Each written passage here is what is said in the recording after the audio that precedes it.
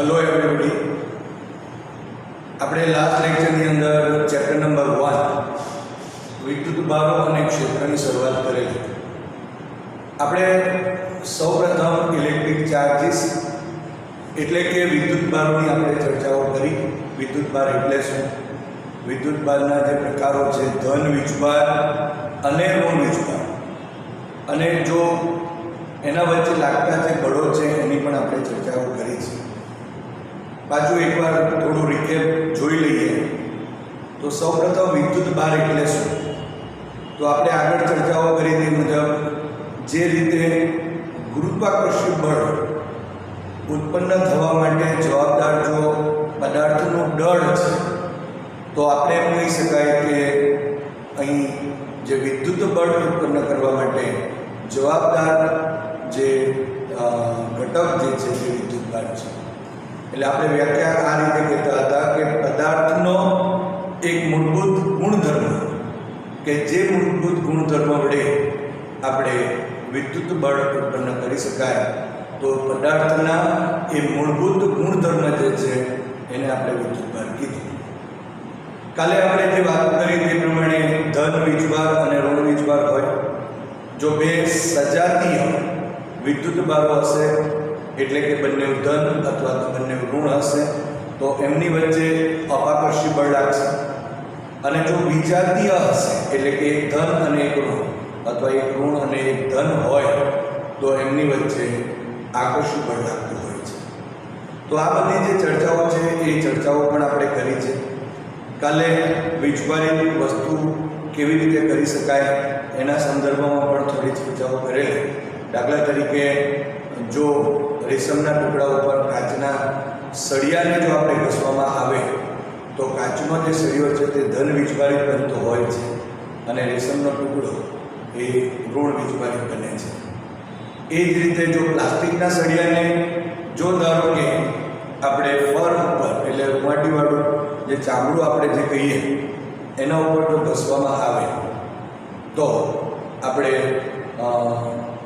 જે પ્લાસ્ટિકનો સળિયો છે એ ઋણ વીજભારિત બને છે અને જે ફર જે છે એ ધન વીજભારિત થાય. અને સાથે સાથે એમ પણ કહી શકાય કે જો ધારો કે કાચનો સળિયો અને હવે પ્લાસ્ટિકનો જે સળિયો છે એ બંનેને એકબીજાની નજીક લાવીશું તો એમની વચ્ચે એક પ્લસ છે એક માઇનસ છે, તો એની વચ્ચે આકર્ષણ બળ લાગે. ઘણી બધી આપણે એ ચર્ચાઓ કરી છે. દાખલા તરીકે આપણે એક બીજી પણ વાત કરી શકાય અને એ છે વિદ્યુત ભાર, સ્થિર વિદ્યુત ભાર પ્રેરણ. તો આજે આપણે વિદ્યુત ભારનું જે પ્રેરણ છે એની ચર્ચા કરીશું. તો સ્થિર વિદ્યુત ભાર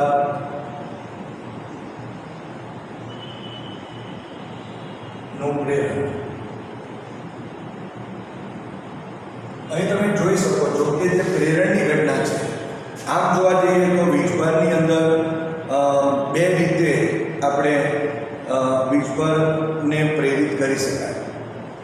અહીં પ્રેરણ શબ્દ છે એના ઉપરથી પણ આપણે વાતો કરી શકાય કે જ્યારે પ્રેરિત થવાની જ્યારે ઘટના આવશે ત્યારે એનો મતલબ કે કોઈ એક વસ્તુ પહેલેથી પ્રેરિત છે અને બીજી એક વસ્તુ જે છે એ પ્રેરિત નથી.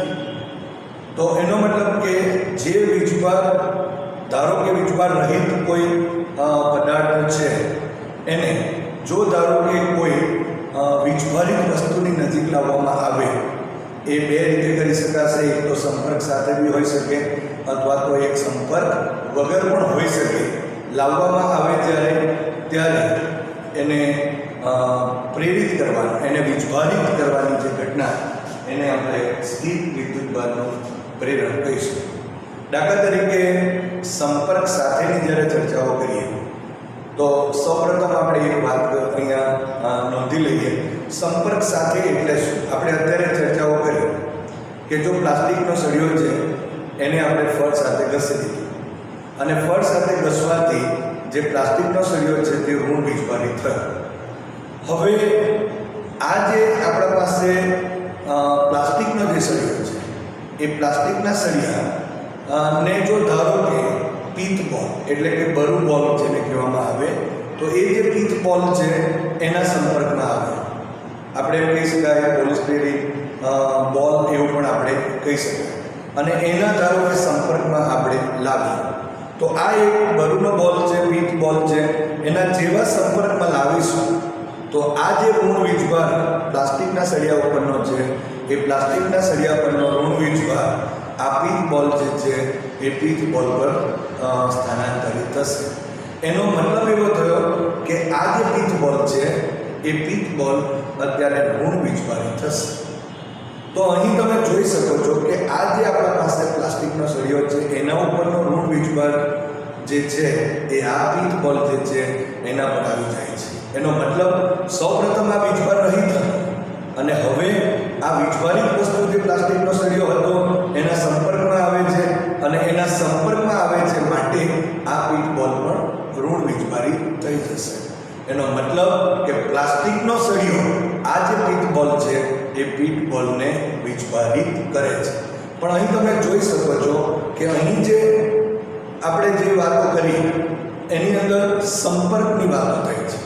એટલે કે એક વીજભાર રહિત છે, બીજો વીજભારિત છે અને એકબીજાનો સંપર્ક થયો અને એ રીતે એક વીજભારિત વસ્તુ અથવા વીજભારિત પદાર્થ બીજા વીજભાર રહિત જે પદાર્થ છે એને વીજભારિત કરે છે એમ કહી શકાય.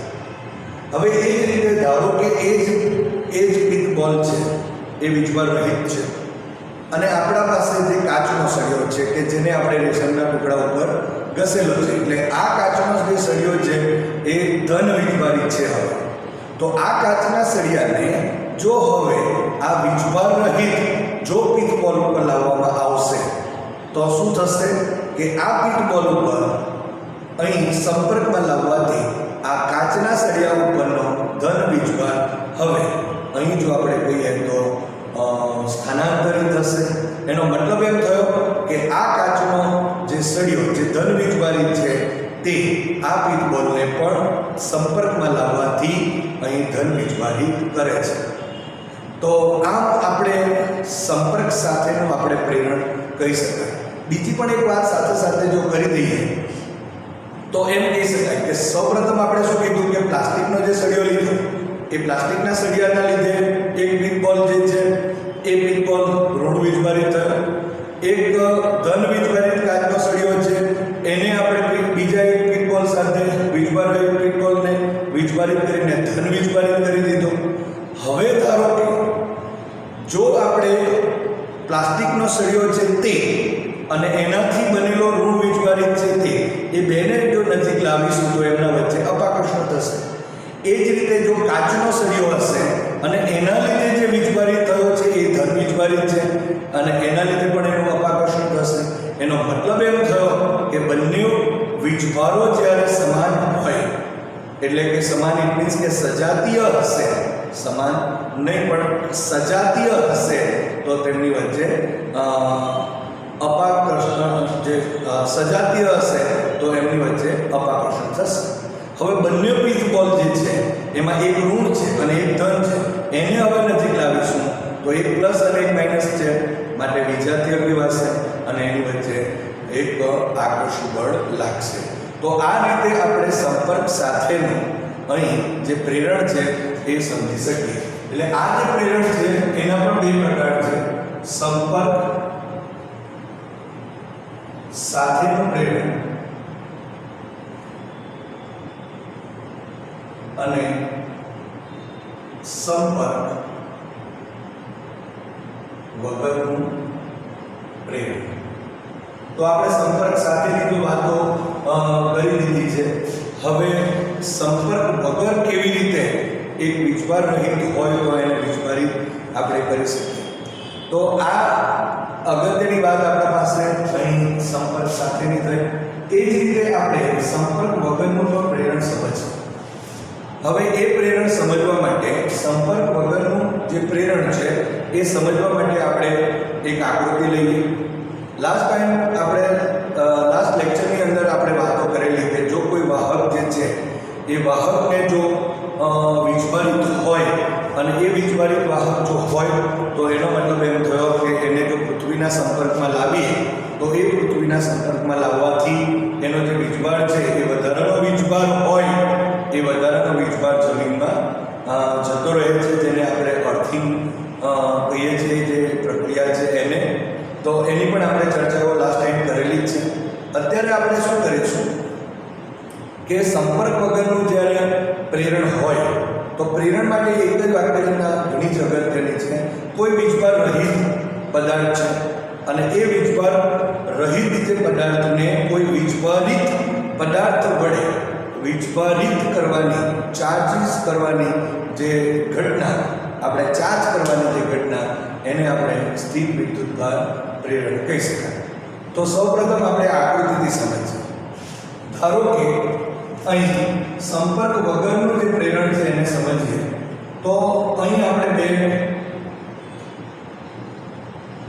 આ રીતે બે બોલ લઈ લઈએ અને બંનેને એકબીજાના સંપર્કમાં રાખીએ છીએ. પરંતુ આ વાહક જે બંને જે બોલો છે, ગોળાઓ છે, એ ગોળાઓને અહીં જો આપણે કહીએ તો અવાહક સ્ટેન્ડ ઉપર મૂકેલ છે. તો આ જે છે એને અવાહક સ્ટેન્ડ ઉપર મૂકેલ છે. સૌપ્રથમ એક વાત સમજી લો કે આ અવાહક સ્ટેન્ડ ઉપર મૂકવાનું મૂળ રીઝન શું. આની વાત કરીએ તો A છે, અહીં B છે. આ બંને જે વાહક ગોળાઓ છે એમાં એક A અને B ગોળો છે, બંનેને સંપર્કમાં રાખેલ છે અને બંને ગોળાઓને એક આ અવાહક સ્ટેન્ડ ઉપર મૂકેલ છે. હવે અવાહક સ્ટેન્ડ ઉપર મૂકવાનો મૂળ હેતુ એક જ કે આ જે વાહક ગોળાઓ છે અને જો એ વાહક ગોળાઓ વીજભારિત થાય અને જો પૃથ્વીના સંપર્કમાં આવે તો અહીંનો જે વધારાનો વીજભાર હોય તે પૃથ્વીમાં જતો રહે અને એટલા માટે અહીં આપણે અર્થિંગની ઘટના થઈ જશે અને તેથી આપણે એને અવાહક સ્ટેન્ડ ઉપર રાખીએ છીએ. હવે ધારો કે આ જે પહેલી આકૃતિ છે એ પહેલી આકૃતિમાં બંને આ જે ગોળાઓ છે, વાહક ગોળાઓ એ સંપર્કમાં છે. હવે સંપર્કમાં તો છે પરંતુ બંને વીજભાર રહિત છે અત્યારે. અને જો બંને વીજભાર રહિત હોય, બરાબર, તો આ પણ વીજભાર રહિત, આ પણ વીજભાર રહિત, તો બંને એકબીજાને પ્રેરિત કરી શકશે નહીં. માટે પ્રેરિત કરવા માટે આપણે શું કરવું પડશે? કોઈ વીજભારિત વસ્તુ લેવી પડશે. તો બીજી એક આકૃતિ આપણે જોઈ લઈએ કે જેની અંદર બંને સંપર્કમાં જ છે, બંને ગોળાઓ સંપર્કમાં જ છે. આ રીતે વિચારી લઈએ અહીં કે આ જે ગોળાઓ જે છે એ બંને અહીં સંપર્કમાં જ છે.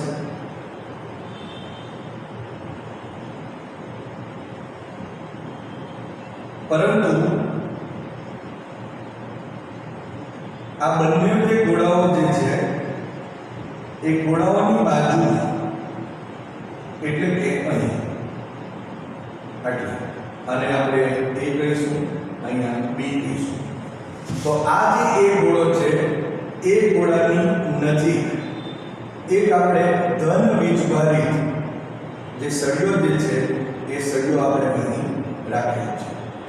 એટલે એનો મતલબ એમ થયો કે આ બંને જે ગોળાઓ છે એ વીજભાર રહિત છે અને આ બંને વીજભાર રહિત તો છે અને આ જે છે એ સળિયો, આ જે સળિયો એ ધન વીજભારિત સળિયો છે. આપણે એ પણ કહી શકાય કે કાચના સળિયાને જો રેશમના ટુકડા ઉપર ઘસી દઈએ તો આ જે ધન વીજભારિત આપણને સળિયો મળે છે એને અહીં તમે જોઈ શકો છો સંપર્ક વગર એની નજીક સંપર્કમાં નથી, પણ સંપર્ક વગર અહીં એની નજીક લાવવામાં આવશે. હવે શું થશે કે આ બંને ગોળાઓ એકબીજાના સંપર્કમાં છે. માટે અહીં જે ઇલેક્ટ્રોન્સ હશે, આ જે A અને B ની અંદરના જે ઇલેક્ટ્રોન્સ હશે એ ઇલેક્ટ્રોન્સ એ આ જે સળિયા જે છે એ સળિયા તરફ આકર્ષિત થશે.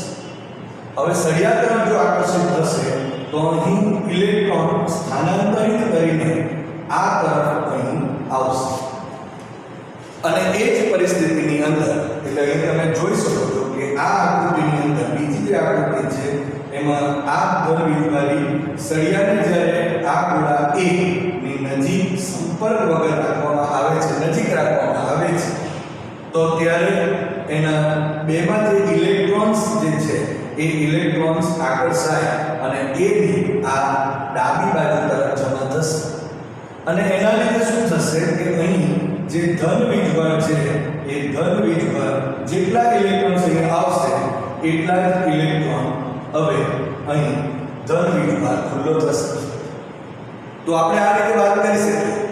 હવે આ જે ધન વીજભાર અહીં ખુલ્લો થયો, આ તરફ અહીં ઋણ વીજભાર ખુલ્લો થશે. હજુ પણ આ બંને ગોળામાં ઇલેક્ટ્રોન્સ તો છે જ.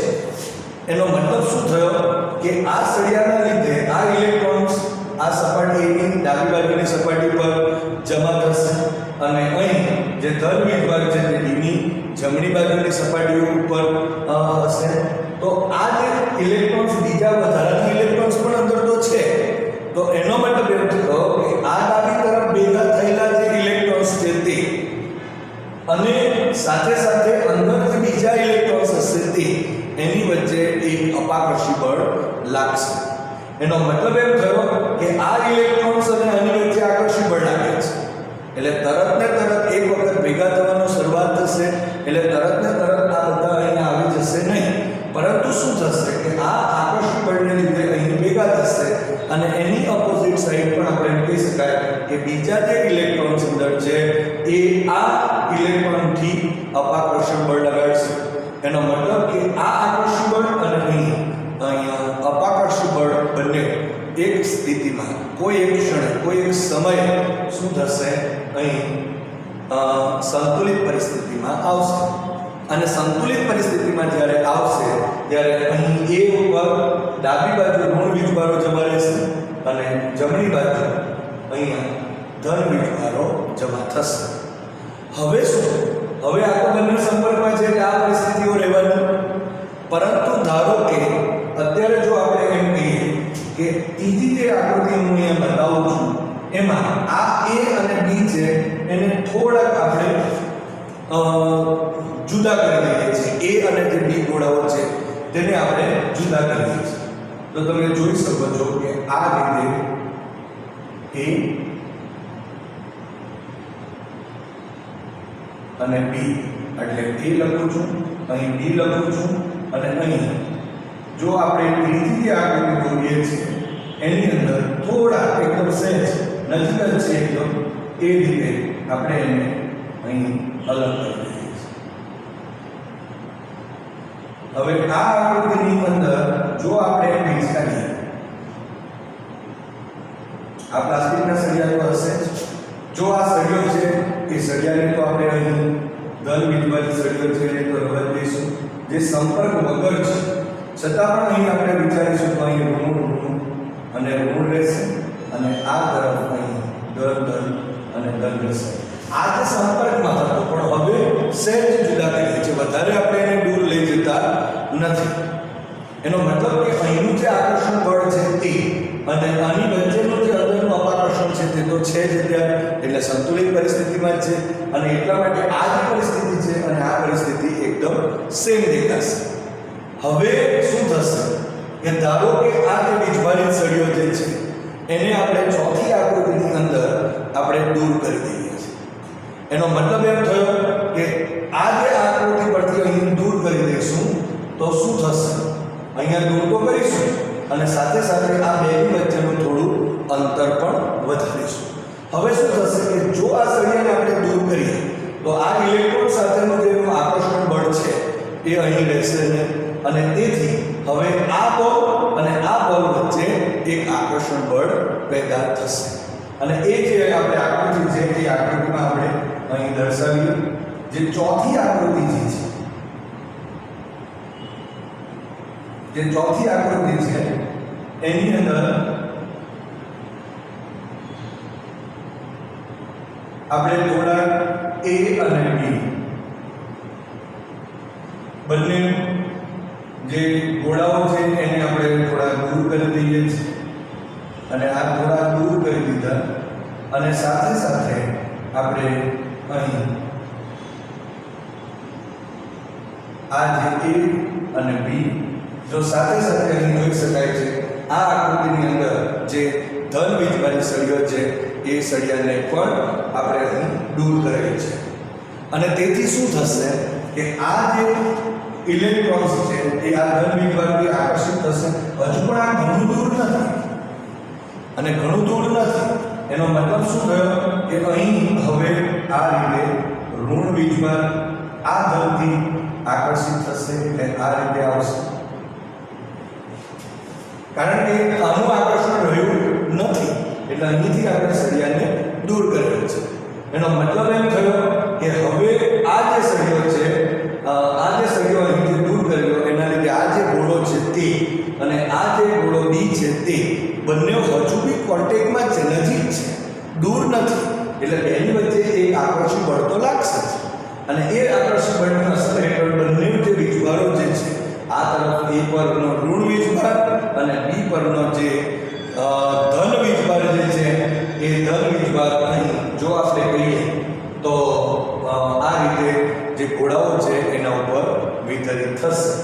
હવે આ જે બંને આપણા પાસે ગોળાઓ છે એ ગોળાઓને અહીં જો આપણે કહીએ કે એકબીજાથી ઘણા દૂર લઈ જઈએ, અહીં ઘણા દૂર લઈ જઈશું તો ઘણા જો દૂર લઈ જઈએ તો ત્યારે શું થશે કે આ બંને ગોળા ઉપર આ જે ઇલેક્ટ્રોન્સ છે અથવા આ ઋણ વીજભાર છે તે અને આ ધન વીજભાર છે એ નિયમિત રીતે વિતરિત થશે.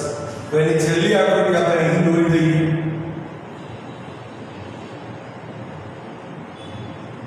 તો આ રીતે અહીં થોડા આપણે દૂર લઈ જઈશું અને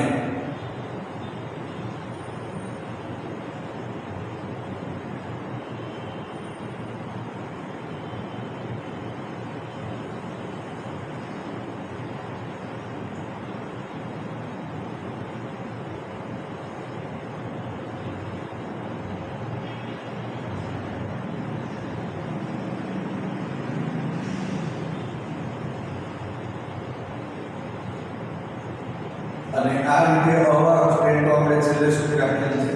હવે આ એ અને આ બી જે ગોળાઓ છે એના ઉપર જે વીજભાર છે એ વીજભાર અહીં સમાન રીતે અહીં વિતરિત થશે.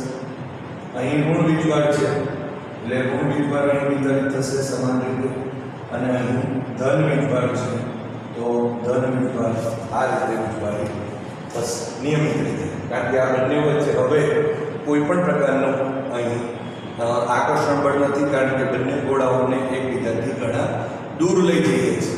એટલે એનો મતલબ એમ થયો કે હવે જે ગોળો એ છે એ ઋણ વીજભારિત બને છે અને ગોળો બી જે છે એ અહીં જોઈ શકાય છે ધન વીજભારિત બને છે. કહેવાનો અર્થ એક જ છે કે આપણે શરૂઆતની અંદર જોયું કે બંને ગોળાઓ વીજભાર રહિત હતા અને આ રીતે જ્યારે આ પહેલી આકૃતિ અહીં આપણે આકૃતિનો નંબર આપી દઈએ, બીજો, આ ત્રીજી, આ ચોથી આકૃતિ અને આ પાંચમી આકૃતિ. તો અહીં જો આપણે કહેવું હોય તો એમ કહી શકાય કે બંને ગોળાઓ વીજભાર રહિત હતા અને અહીં તમે જોઈ શકો છો કે વીજભારિત થાય છે. ગોળો એ ઋણ અને ગોળો બી એ ધન વીજભારિત થાય છે. એમ અહીં કહી શકાય કે વ્યાખ્યા મુજબ જો આપણે વાત કરીએ તો એમ કહી શકાય કે આ જે વીજભારિત આપણા પાસે પદાર્થ એટલે કે સળિયો હતો એ વીજભારિત સળિયો આ જે વીજભાર રહિત જે ગોળાઓ છે એને પ્રેરિત કરે છે, પરંતુ અહીંયા એની વચ્ચે કોઈ પણ પ્રકારનો સંપર્ક નથી અને એટલા માટે આપણે એને સંપર્ક વગરનું શું કહી શકાય, પ્રેરણ કહી શકાય. એનો મતલબ એમ થયો કે કોઈ વીજભારિત વસ્તુ હોય તો તે સંપર્ક સાથે અને સંપર્ક વગર બંને રીતે જે વીજભાર રહિત વસ્તુને અથવા પદાર્થને વીજભારિત કરી શકાય અને ચાર્જ કરી શકાય. તો આ રીતે આપણે અહીં આ જે સ્થિત વીજભારનું પ્રેરણ આપણે જોયું. હવે આના પર આધારિત આપણે બીજી પણ એક ચર્ચાઓ કરીશું અને તે છે વિદ્યુતભાર સંરક્ષણનો નિયમ. હવે આપણે વિદ્યુતભાર સંરક્ષણનો નિયમ સમજીએ. સામાન્ય રીતે આપણે જાણીએ છીએ કે જ્યારે પણ કોઈ પણ ભૌતિક રાશિ જે છે એ ભૌતિક રાશિનું જ્યારે સંરક્ષણ થતું હોય ત્યારે આપણે એ જે ભૌતિક રાશિ હોય એ ભૌતિક રાશિ સમય સાથે અચળ રહેતી થઈ છે. દાખલા તરીકે આપણે રેખીય વેગમાન સંરક્ષણના નિયમની ચર્ચાઓ કરી છે. તો ત્યારે પણ આપણે વાતો કરી કે જો કોઈ પદાર્થ ઉપર એક બાહ્ય બળ લાગતું ન હોય તો જે પદાર્થ છે અથવા તો તંત્ર છે એ તંત્રનું કુલ જે રેખીય વેગમાન જે છે એ અચળ રહે છે. એ જ રીતે જો આપણે ઉર્જા સંરક્ષણની ચર્ચાઓ કરતા હોય તો ઉર્જા સંરક્ષણનો નિયમ એટલે વિશ્વની જે કુલ ઉર્જાઓ છે એ વિશ્વની જે કુલ ઉર્જાના સંદર્ભમાં વાતો કરીએ તો તે એનો જથ્થો અચળ રહેતો હોય અને સાથે સાથે આપણે એવું કહી શકાય કે એક ઉર્જા છે એ બીજી ઉર્જાની અંદર રૂપાંતરિત થઈ શકે પણ એનો નાશ થતો નથી કે એ નવી ઉર્જા કંઈ બનતી નથી. તો આવી આપણે ચર્ચાઓ સંરક્ષણના નિયમની અંદર કરીએ છીએ. તો અહીં આપણે વીજભારના સંદર્ભમાં વાતો કરવાની છે અને સાથે સાથે આપણે જો વીજભાર સંરક્ષણના નિયમની ચર્ચા કરીએ એટલે એનો મતલબ એવો થયો કે અહીં આપણે વીજભારનું સંરક્ષણ થાય, એનો મતલબ વીજભાર જે છે એ અચળ રહેશે. તો સૌપ્રથમ આપણે એનો નિયમ જાણી લઈએ. તો એમ કહી શકાય કે વિદ્યુતની દ્રષ્ટિએ અલગ કરેલું કોઈ તંત્ર હોય. અહીં એક શબ્દ આવે છે અલગ કરેલું.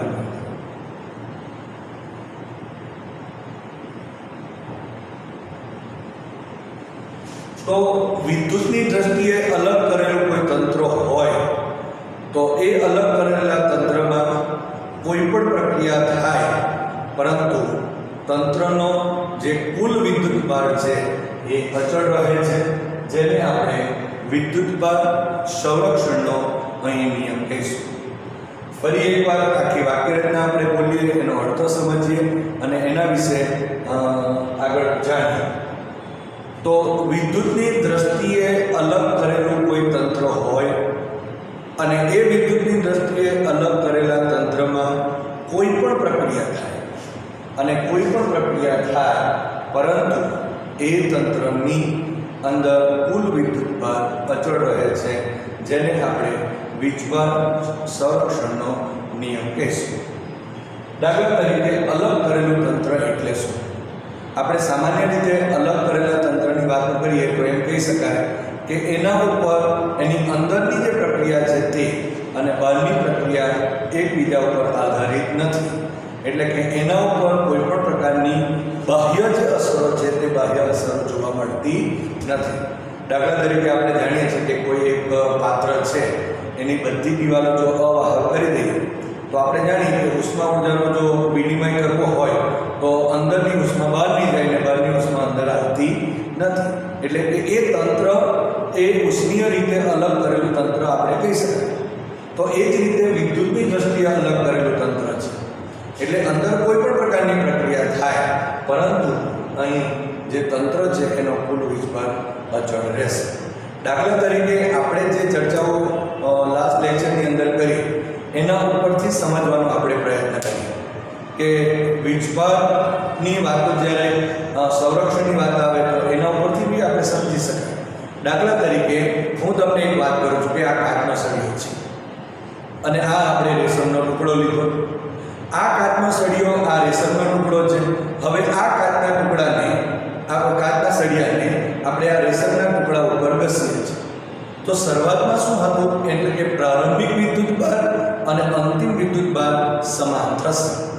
દાખલા તરીકે આ જે અત્યારે કાચનો સળિયો છે તો એ કાચના સળિયા ઉપર કોઈ પણ પ્રકારનો વીજભાર નથી. અહીંયા રેશમનો ટુકડો છે તો આ રેશમના ટુકડા પર બી અત્યારે કોઈ પણ પ્રકારનો વિદ્યુત ભાર નથી.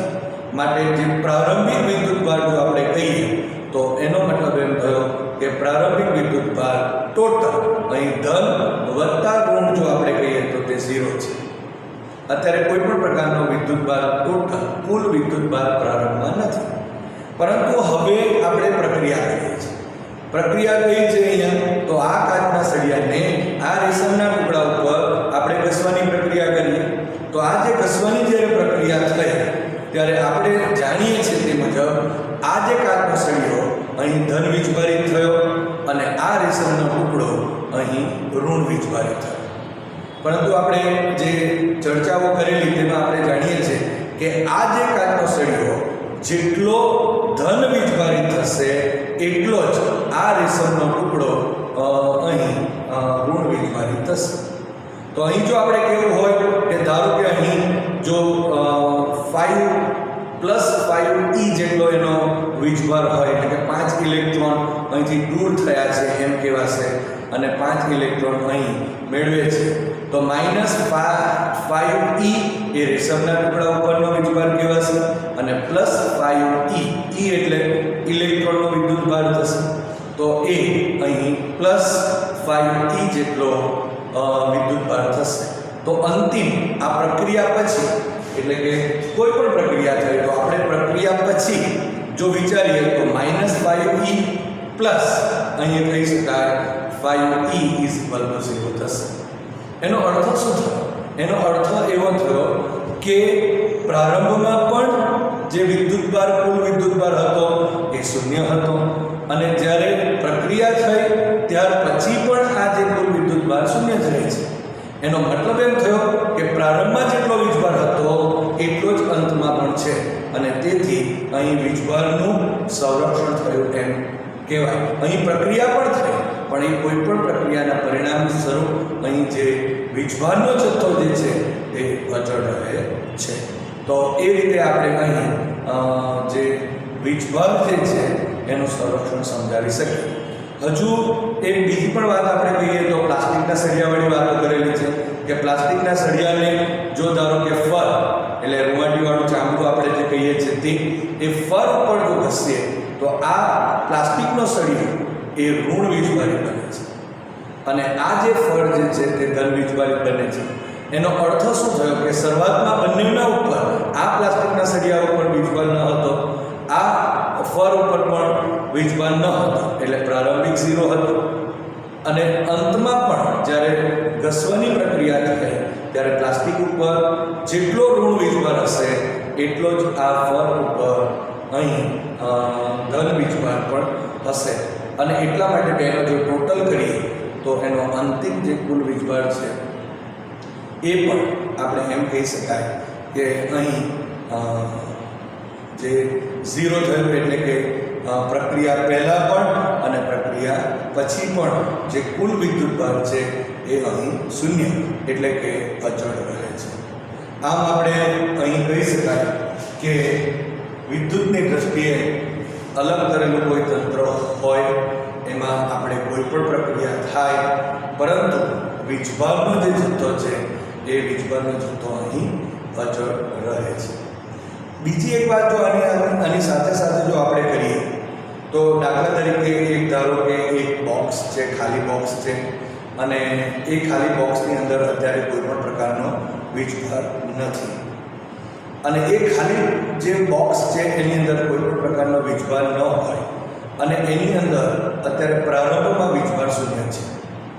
હવે ધારો કે એની અંદર આપણે ધારો કે ન્યુટ્રોનને જો અંદર દાખલ કરીએ એ જે ખાલી બોક્સ છે વિદ્યુતની દ્રષ્ટિએ કેવું કરેલું છે અલગ કરેલું છે પણ જો ધારો કે એને ન્યુટ્રોન જો અંદર દાખલ કરીશું તો એના લીધે વીજભાર ઉપર કોઈ ફરક પડવાનો નથી કારણ કે ન્યુટ્રોન તો શું થશે એક વીજભાર રહિત છે એટલે વીજભાર ઉપર એની અસર થવાની નથી.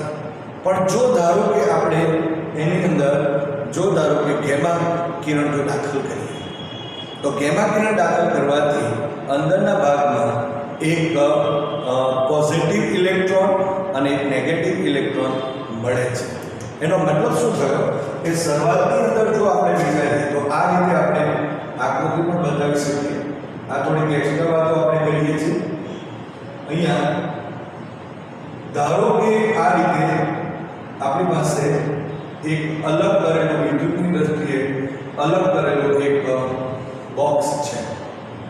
હવે આ બોક્સની અંદર અત્યારે તો આપણે શરૂઆતમાં જો કહીએ તો ઇનિશિયલી qi = 0 છે એટલે આની અંદર કોઈ પણ પ્રકારનો વીજભાર નથી. ધારો કે આપણે ન્યુટ્રોન અંદર દાખલ કરી દો તો બી પ્રારંભની અંદર તો એ જે વિદ્યુતભાર છે એ તો શૂન્ય જ રહેવાનો છે.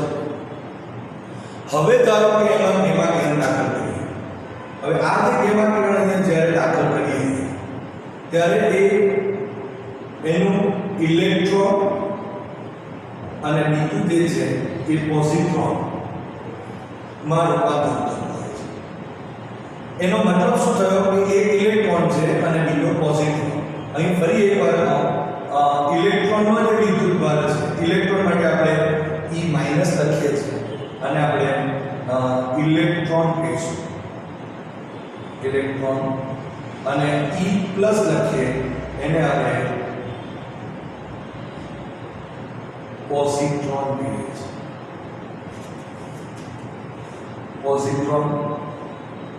પોઝિટ્રોન એટલે પોઝિટિવ ઇલેક્ટ્રોન. હવે આ જે પોઝિટિવ ઇલેક્ટ્રોન જે છે એ પોઝિટિવ ઇલેક્ટ્રોન અહીંયા જ્યારે બેમાં અંદર દાખલ થાય ત્યારે આ બંને મળે છે, એટલે ઇલેક્ટ્રોન પણ મળે છે અને આ પોઝિટિવ. આનો જો વિદ્યુતભાર આપણે કહીએ તો અહીંયા E લખીએ છીએ અને આ જો E = 1.6 × 10⁻⁹ કુલમ છે. અને અહીંયા જો કહીએ તો આનો પણ વિદ્યુતભાર એટલો જ, કેટલો? -1.6 × 10⁻⁹ કુલમ. પરંતુ ઇલેક્ટ્રોનનો વિદ્યુતભાર આપણે જાણીએ ઋણ, તો આનો વિદ્યુતભાર છે તે ધન હોય છે. તો અહીં તમે જોઈ શકો છો કે આ પ્રક્રિયામાં પણ ઇનિશિયલ જે આપણે વીજભાર હતો એ 0 હતો. અહીં હવે પ્રક્રિયા થઈ, પ્રક્રિયાના પરિણામ સ્વરૂપ આપણને ઇલેક્ટ્રોન અને પોઝિટ્રોન મળે છે. ફરી એકવાર કહું, અને ઇલેક્ટ્રોનનો પ્રતિકણ પણ કહેવામાં આવે છે. અને આ જે પ્રતિકણ જે છે આના વિશે તમે બાળ સાયન્સની અંદર જ્યારે ન્યુક્લિયસની વાતો આવશે ત્યારે ઘણું ડિટેલમાં ભણશો. અત્યારે આપણે જાણીએ કે આ ઇલેક્ટ્રોનનો પોઝિટિવ ઇલેક્ટ્રોન છે. આનો જે વીજભાર એટલે કે ચાર્જ જો ઋણ હોય તો આનો વીજભાર એટલે કે ધન હશે, પોઝિટિવ હશે. એનું મૂલ્ય તો બંનેનું સરખું જ હોય. અને આપણે એ પણ જાણીએ છીએ કે ઇલેક્ટ્રોન એ મૂળભૂત વિદ્યુતભાર તરીકે અહીં વર્તે છે. આપણે એ પણ જાણીએ છીએ કે પ્રોટોન જે છે તો એ પ્રોટોન પણ એનો વીજભાર 1.6 × 10⁻⁹ કુલમ જેટલો હોય છે. તો આ રીતે જ્યારે બંને અહીં એ પ્રક્રિયા પછી જ્યારે બંને ઇલેક્ટ્રોન અને પોઝિટ્રોન બંને અહીં જ્યારે મળે છે તો તમે જોઈ શકો કે એક માઇનસ છે, એક પ્લસ છે. માટે જે અહીં જે ફાઇનલ આપણા પાસે જે વિદ્યુતભાર છે એ પણ 0 થશે. 0 થશે ઇટ મીન્સ કે જેટલો પહેલા હતો તેટલો થશે. અહીં ધારો કે 5 કુલમ હશે તો અહીં 5 કુલમ થશે. અત્યારે અહીં 0 કુલમ છે તો અહીંયા પણ 0 કુલમ મળે છે. કહેવાનો ઇન્ટેન્સ શું છે કે અહીં પ્રક્રિયા પહેલા અને પ્રક્રિયા પછી બંને વખતે વીજભારનો જે જથ્થો છે એ વીજભારનો જથ્થો અહીં અચળ રહે છે અને તેથી અહીં વીજભારનું સંરક્ષણ થયું એમ આપણે કહી શકાય. તો છેલ્લે ફરી એકવાર આપણે વિદ્યુતભાર સંરક્ષણનો જે નિયમ છે તે એકવાર લઈ લઈએ. તો વિદ્યુતની દ્રષ્ટિએ એની નિયમ આપણે જોઈ લઈએ. તો વિદ્યુતની દ્રષ્ટિએ અલગ કરેલું તંત્ર હોય એમાં કોઈ પણ પ્રક્રિયા જો થાય તો ત્યારે વીજભારનો જે જથ્થો છે એ કુલ જથ્થો એ અચળ રહે છે, જેને આપણે વિદ્યુતભાર સંરક્ષણનો નિયમ કહીશું. તો આ રીતે આપણે આજે બે ટોપિકોની ચર્ચાઓ કરી છે. એક તો સ્થિત વિદ્યુતભાર પ્રેરણની વાતો થઈ અને બીજું વીજભારનો અથવા તો વિદ્યુતભારનું સંરક્ષણનો નિયમ. આના પછી આપણે વીજભારનું ક્વોન્ટિફિકેશન પણ જોઈશું, જે આપણે ડિટેલમાં ચર્ચાઓ કરીશું. જે મૂળભૂત વીજભાર ઇલેક્ટ્રોન છે એના સંદર્ભમાં વાત કરીશું. પણ એટલું અગત્યની વાતો એટલી કહી દઉં કે આ જે બધી જે વાતો આપણે લેક્ચરમાં કરીએ છીએ એને દરરોજનું કામ દરરોજ કરવાનું છે. એને દરરોજ તૈયાર કરજો કે જેના પરિણામ સ્વરૂપ આના પછીની જે નેક્સ્ટ થિયરી જે છે એની અંદર આપણે એનો ઉપયોગ કરી શકીએ.